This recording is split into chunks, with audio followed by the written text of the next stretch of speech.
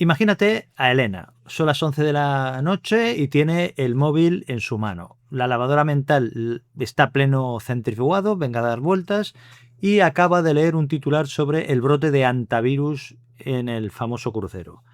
Luego lee un comentario alarmista, luego otro comentario más también alarmista, y pronto tiene un nudo en el estómago que apenas la deja respirar. Pero siente algo extraño. ¿Qué es lo que siente? Pues siente que si suelta el teléfono y deja de leer, se le va a escapar un dato que puede ser vital, el dato exacto que la pondrá a salvo. Pues si te has sentido así durante estos días, escucha con atención.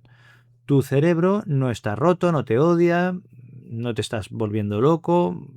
Con las crisis de salud, pues el problema es que no solo se propaga el virus, se propaga también el miedo. ¿Y cuál es el problema? Que también se propaga esa sensación agotadora de vivir con la radio encendida en la cabeza todo el día. Porque ante una noticia con palabras como por ejemplo brote, aislamiento, virus y palabras similares, tu cerebro lo vive no como un dato más, sino que lo vive como si fuera una amenaza directa. Y ante una amenaza, ¿qué hace tu mente? ¿Qué hace tu cerebro? Pues tu mente no se pone filosófica, se pone a buscar control, necesita control, buscar certezas, buscar culpables, buscar patrones.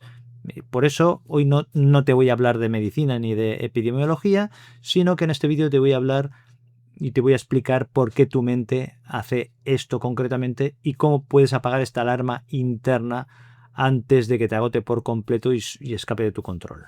¿Por qué tu mente empieza a imaginar el peor escenario? Lo primero que debemos comprender es que el nivel de angustia que tenemos no solo viene del virus, sino viene de la incertidumbre pura que tenemos. Nuestro cerebro simplemente no soporta las preguntas abiertas, preguntas como ¿qué ha pasado? ¿Hay más casos? ¿Me va a tocar a mí? ¿Cómo se detecta? Preguntas y preguntas que son similares.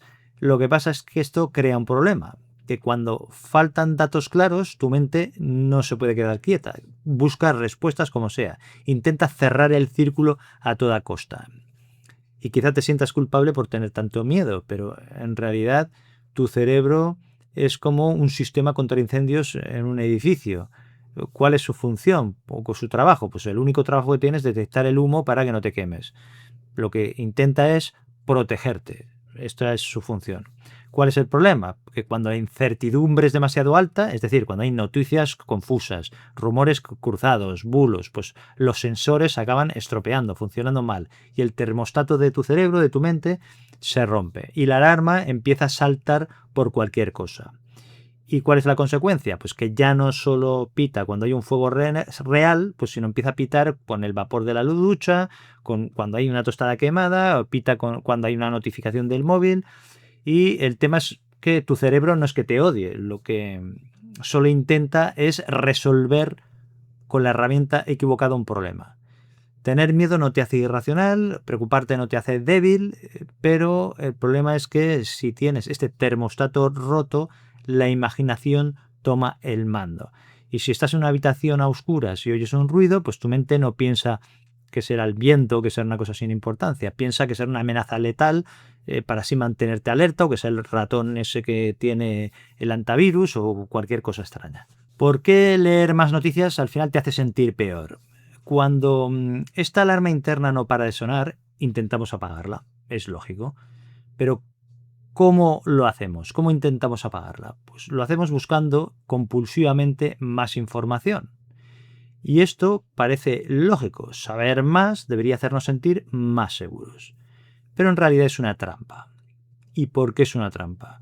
Porque la ansiedad confunde lo que es posible con lo que es probable. Que algo merezca vigilancia no significa que debas vivir en una vigilancia completa, continua y constante. Cada vez que lees un titular ambiguo, tu cuerpo reacciona, aprietas la mandíbula, el pecho se tensa y vuelve esta sensación de nudo en el estómago o en el pecho. Y entonces buscas otra noticia para ver si te tranquiliza. Y el problema es que a veces la encuentras por un instante. Y sí, pues lees un dato positivo y sientes un pequeño alivio, te sientes mejor, Y el problema es que tu cerebro se vuelve adicto a esos 5 minutos de falsa calma.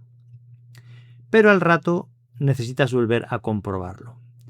Y en este momento ya no te estás informando. Lo que estás haciendo es alimentar al síntoma. Imagínate que tienes una tubería reventada en el salón. Sitúate. Pero en lugar de cerrar la llave de paso, lo que haces es empezar a leer el manual de la caldera y mientras vas achicando el agua con un vaso de estos de chupito. Pues esto es lo que estás haciendo al ir saltando de una noticia a otra. Crees que estás tomando el control de la situación, pero en realidad no es así. Lo único que estás haciendo es echando leña al fuego intentando apagarlo. ¿Cómo cerramos la llave de paso de la ansiedad hoy mismo? Cuando el nudo en el estómago aprieta, ponerte a pensar no sirve. O sea, no intentes razonar con una alarma que está sonando a todo volumen. No sirve. Tu primera solución no es analizar los datos. Tu primera solución es cortar la corriente. ¿A qué me refiero? Pues que si tienes niebla mental o sientes ese hormigueo de pánico, pues vamos a aplicar la regla de las 2 ventanas. ¿Qué es esto? Pues a abrir solo 2 ventanas de información al día. 10 minutos por la mañana, 10 minutos por la tarde. Y ya está. ¿Qué fuentes? Solo fuentes oficiales. Nada de hilos interminables en redes sociales, en foros, nada. Cuando suene el temporizador, a los 10 minutos bajas el interruptor general y paras. Fuera de esas 2 ventanas, el impulso de mirar al móvil va a volver, eso seguro. Si la lavadora mental empieza a arrancar otra vez, no te quedes en el sofá quieto o quieta, porque el cerebro asustado necesita volver al presente. ¿Cómo lo hacemos? Pues cambias de habitación, friega los platos, te das una ducha, pero lo haces prestando atención a tus sentidos, no para simplemente distraerte. Siente el agua en tus manos, en tu cuerpo, siente tus pies al caminar. Tu mente está viajando al futuro catastrófico y lo que necesitas es obligarla a volver a tu cuerpo físico aquí y ahora en el presente. Esto no es estar ignorando el problema. Lo que estás haciendo es apagar un motor que lleva horas revolucionando a tope, al máximo. ¿Qué hacemos entonces con esta sensación de amenaza? Pues no tienes que elegir entre ignorar el problema o vivir aterrado o aterrada. No es eso. Aquí tenemos un punto intermedio que es muy útil, que es el espacio o el punto de la prudencia. ¿A qué me refiero? La prudencia te permite vigilar la situación sin que el tema secuestre tu vida o tu día a día. El miedo es como si fuera un copiloto de un coche. Es muy útil para avisarte de que hay un peligro en la carretera, pero es un conductor desastroso. Porque si le cedes al miedo el volante, verá accidentes en cada curva.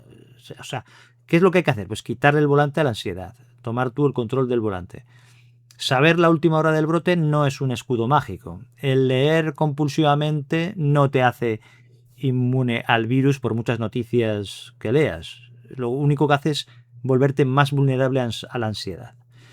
Deja en los comentarios cómo reacciona tu mente ante estas noticias, qué es lo que te pasa, se enciende tu lavadora mental, lees compulsivamente o te bloqueas si prefieres alejarte de todo y no leer nada. Si me lo pones en los comentarios lo leo y así veo lo que hay. Recuerda que el contenido este es educativo y no sustituye a la terapia. Si tienes un nudo en el estómago que te desborda, no puedes dormir o te sientes fatal, pues pide ayuda profesional porque esto será el paso más inteligente. Nos vemos en el próximo vídeo. Cuídate, un abrazo y hasta la próxima.